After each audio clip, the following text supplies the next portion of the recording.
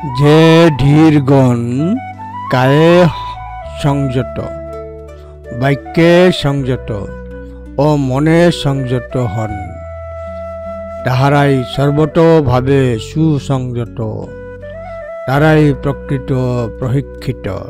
ধর্মপদ 234।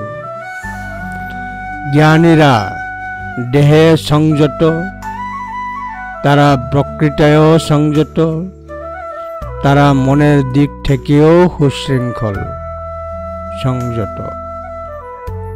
যারা দেহ, বাক্য ও মন এই তিনটি দরজাকে সুরক্ষিত রেখেছে, তারা পরম সংযত। দেহে সংযত জ্ঞানীরা কথায় যেমন সংযত, তেমনি মনেও সংযত, সর্বত প্রকারে নিখুঁতভাবেই সংযত।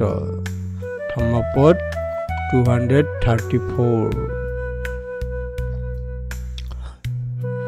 কায়েন সংবুটা ধীরা অথ বাসায় সংবুটা, মনসা সংবুটা ধীরা তে वे সুপরিসংবুটা।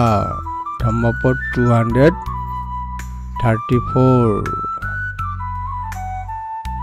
কায়েন সংবুটা ধীরা অথ বাসায় সংবুটা, মনসা সংবুটা ধীরার তে वे সুপরিসংবুটা।